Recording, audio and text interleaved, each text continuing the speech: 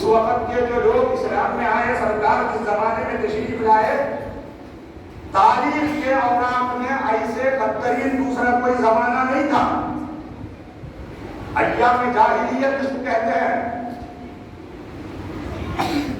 English کے تاریخ لکھنے والوں نے اس کو ڈارک ایج کہا ہے۔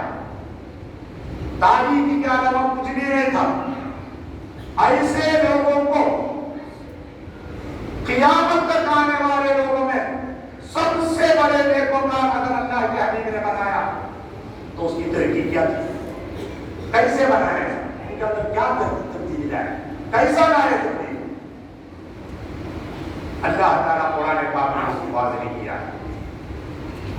هو الذي بعث في الأميين رسولا منهم يتلو عليهم آياته ويزكيهم ويعلمهم الكتاب والحكمة وإن كانوا من قبل لفي ضلال مبين۔ یہ لوگ پہلے پوری گمراہی میں تھے، وہ لوگ دوسروں پر ظلم کرنا تو ہے ہی ان کی زندگی میں۔ حد یہ ہے کہ ان کے گھر میں اپنی اولاد پیدا ہوتی تو وہ اولاد کو بھی اگر لڑکی ہے تو زندہ ہی دفن کر دیں، زندہ ہی دفن۔ وہ خرابیاں بھی آج ہمارے درمیان میں آتی جا رہی ہے۔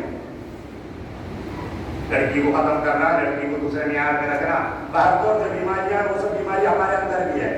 فائدہ کس میں زیادہ ہے وہ حساب سے ہم بھی اپنے اپنے فیصلے کرتے جا رہے ہیں۔ اگر وہ زمانے میں ہماری لڑکی کو مارتے تو آج کا زمانہ ایسا ہے کہ اب لڑکی کو بھی مار رہے ہیں، لڑکے کو بھی مار رہے ہیں، دونوں بھی پیدا ہو رہے ہیں۔ باہر تو وہ قصہ ایک الگ بلوا ہے۔ تو جتنی خرابیاں ہو سکتی تھی وہ سب خرابیاں ان کے اندر تھی۔ معمولی کوئی جھگڑے پر یا کوئی بات پر اگر جنگ شروع ہوتی تو سالوں، سینکڑوں سال، 100 سال تک بعض پڑوسی کے آپسی جھگڑے سے پیدا ہونے والی جنگ مسلسل 100 سال تک چلتے رہے، جس کی وجہ سے ہزاروں آدمی مارے۔ یہ ان کی عادت تھی، جتنی گندگیاں ہو سکتی تھی سب ان کے اندر۔ اللہ کے حبیب نے کیا کیا؟ تشریف لائے، پہلا کام اللہ کا کلام پڑھ کر سنا ہے۔ قرآن کہہ رہا یتلو علیہم آیات، اللہ تعالیٰ کی آیتوں کی تلاوت کرتے تھے۔ وہ آیتوں کی تلاوت آج ہم پر بھی ہو رہی ہے۔ وہ آیتیں ان پر تھوڑی تھوڑی نازل ہوتی تھی، آج ہمارے پاس وہ پورے پارے سرکار کی پورے حیات طیبہ میں جو نازل ہوئے وہ پورے ایک کتاب کی شکل میں ہمارے سب کے ہاتھوں میں موجود ہے۔ جہیز میں کچھ بھی نہیں دیا تو کم سے کم قرآن تو ہر کوئی لیتا ہے، ہر گھر میں قرآن ہوتی ہے۔ یتلو علیہم آیات ہی ہے، وہ ایک ہی کام نہیں کرے سرکار، خالی قرآن پڑھنا سکھایا چھوڑ دیا ایسا نہیں ہے۔ قرآن کی تلاوت کر کے دیے، اور وہ لوگ تو اللہ کے وجہ سے عرب لوگ تھے، عربی جاننے والے تو اس کا مفہوم سے بھی وہ لوگ واقف تھے۔ پھر اس کے باوجود اللہ کے رسول نے کیا کیا؟ وہ یزکیہم، ان لوگوں کو پاک کیا۔ پاک کیا کا مطلب برائیوں کی طرف ان کو اکسانے والا جو نفس ہے، وہ نفس کی ایک ایک خرابی سرکار دھو دھو کر صاف کر دی۔ اس کو تزکیہ بولتے ہیں، قرآن کی اصطلاح میں اس کو کیا بولتے ہیں؟ تزکیہ۔ ہمارا بھی نفس برائیوں کا حکم دینے والا نفس ہے، یہ نفس کو پاک کیا جا سکتا ہے۔ اسلام میں داخل ہونے والوں کے نفوس کو سرکار پاک کر کے دیے۔ وہ لوگ سرکار کی صحبت میں جا کر بیٹھتے تھے، سرکار اس کی ایک ایک خرابیاں ان کے اندر سے ختم کرتے جاتے تھے۔ ہم آج یہ نفس کی خرابیاں دور کرنے کے لیے کس کے پاس جا کر بیٹھے ہیں؟ بظاہر اللہ کے حبیب ہمارے درمیان میں نہیں ہے، لیکن اللہ کے حبیب کے وارثین آج بھی ہے۔ اگر ایسا نہیں رہتا تو پھر ہدایت کے سامان ہم کو حاصل نہیں رہتے۔ جن کو اللہ والے کہتے ہیں، جن کو صادقین کہتے ہیں، جن کو خبیر کہا جاتا ہے، جن کو ولی مرشد کہا گیا قرآن میں، ایسے لوگوں کو صرف نہ صرف تلاش کرنا بلکہ ان کی صحبتوں میں رہ کر ان کی تعلیمات سے، ان کے ارشادات سے اس پر عمل کرتے ہوئے اپنے نفس سے جہاد کرنا سیکھنا۔ جیسے ہم جسمانی طور پر اگر کوئی ورزش سیکھتے ہیں یا جسم سے کسی سے لڑنا سیکھتے ہیں، اس کے مختلف تعلیمات ہیں، کراٹے کے نام سے، اس کے نام سے، اس کے نام سے۔ خود ہی گھر میں بیٹھنے والا نہیں سیکھتا، جو اس کا ٹرینر ہوتا ہے اس کے پاس جا کر انہیں جیسا بولتا ہے وہ انداز پر جو کرتا رہا انہیں بھی یہ فن والا بن جاتا ہے۔ اس کے سامنے کوئی بھی آؤ کوئی ٹک نہیں سکتا۔ یہ لوگوں کو لوگوں سے لڑانا سکھاتے ہیں۔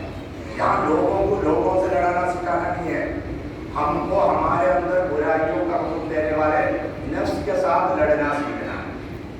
تو اس کا بھی فنکار موجود ہے، اس کا حقیقی فنکار ہے آقا دو جہاں صلی اللہ علیہ وسلم۔ پھر آپ سے یہ تربیت جنہوں نے حاصل کی، وہ تربیت حاصل کرتے ہوئے جو لوگ قیامت تک چل رہے ہیں، اولیاء اللہ کا سلسلہ، ان سے اگر ہم رجوع ہو کر جب تک نہیں سیکھیں گے، برائیوں کی عادت ہم سے چھوٹنے والی ہے، ہم گناہوں سے بچ نہیں سکتے، نہ ہماری اولاد کو ہم بچا سکتے۔ جب سرکار نے اس طرح ان لوگوں کے تزکیہ کیا، وَيُزَكِّيهِمْ کے تحت، پھر نتیجہ کیا ہوا؟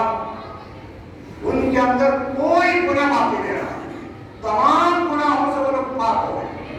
عرب کے لوگ نمبر اول کے شرابی تھے، شراب خور،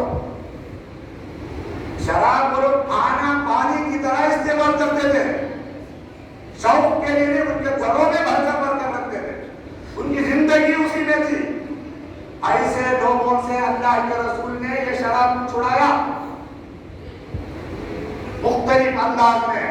پہلے یہ کہا اس میں فائدہ تو ہے تم لوگوں کو، لیکن فائدے سے زیادہ نقصان ہے، مجھے بتایا۔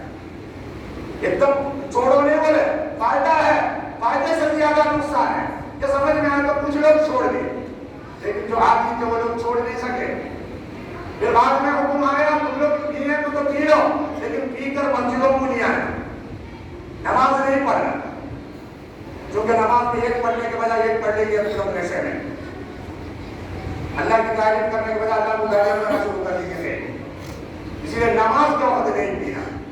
یہ سننے کے بعد بھی کچھ لوگ چھوڑ دیے، لیکن پورے لوگ نہیں چھوڑے۔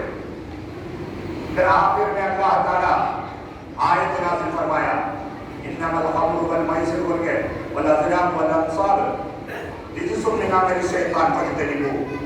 آج سے شراب کو ہم نے منع کر دیا ہے، تم لوگ بالکل یا طور پر اس سے باز رہے، فاجتنبوہ، یہ گناہ سے تم لوگ باز آئے۔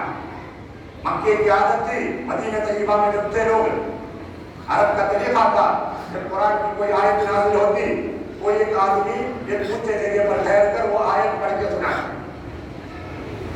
مدینہ طیبہ میں ایک اونچے جگہ پر ٹھہر کر ایک آدمی یہ آیت پڑھ کر سنایا، انما الخمر والمیسر والانصاب والازلام رجس من عمل الشیطان فاجتنبوہ والی آیت پڑھ کے سنایا۔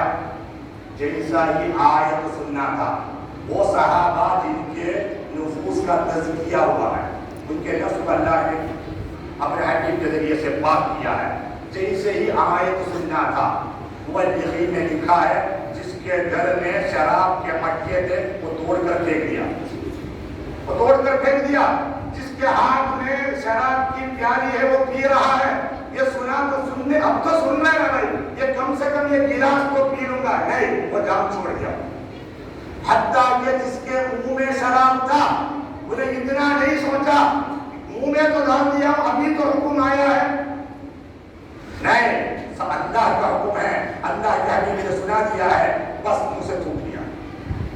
تاریخ کے لکھنے والوں نے لکھا ہے مدینہ طیبہ کی گلیاں سمندر کا لدیاں بن گئی، شراب کی لدیاں بن گئی، مدینہ طیبہ کی گلیاں شراب کی لدیاں بن گئی۔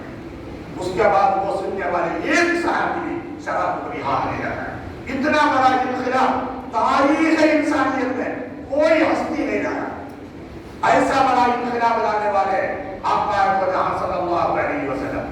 آپ کا عظیم معجزہ معراج نبی کو یاد کرنے کے اس مہینے میں کم سے کم رمضان کی تیاری کے طور پر یہ نفس کو پاک کرنے کا اگر ہم سب عزم کریں، اور اس کا ٹریننگ کہاں ملتا ہے، آج سے اگر اس کے جستجو میں آپ نکلیں گے، انشاءاللہ آپ کو ایک جگہ نہیں 20 جگہ ملیں گے۔ جب تک ہم اس سے رجوع نہیں ہوں گے ہم گناہوں سے بچ نہیں سکتے، ہم توبہ کرنے والے حقیقی معنی میں نہیں ہوں گے۔ اگر توبہ نہیں کیے، گناہوں سے بچے نہیں، رمضان تو پھر آئے اور بعد میں بھی آئے، عید بھی آئے، لیلۃ القدر بھی آئے، ہم کوئی استفادہ نہیں کریں گے، ہم جہاں ہیں وہ یہ رہیں گے، اور یہ جو دشمن ہم کو جو پیستے جا رہے ہیں اور زیادہ ہم کو پیستے جائیں گے، ہم بچ نہیں سکتے۔ اللہ کے عذاب سے، اللہ کے عذاب سے اگر بچنا ہے، اللہ کی رحمتوں کو دعوت دینا ہے، برائیوں کو ترک کرنے کے لیے جو ترکیب ہے، اب نفس کو پاک کرنے کا اس کا عزم کرے اور اس کی راہ میں اگر ہم نکل پڑیں گے، ابھی 2 مہینے ہیں رمضان میں، ہم پاک ہو کر ختم رہیں گے۔ اللہ تعالیٰ ہم سب کو آمین۔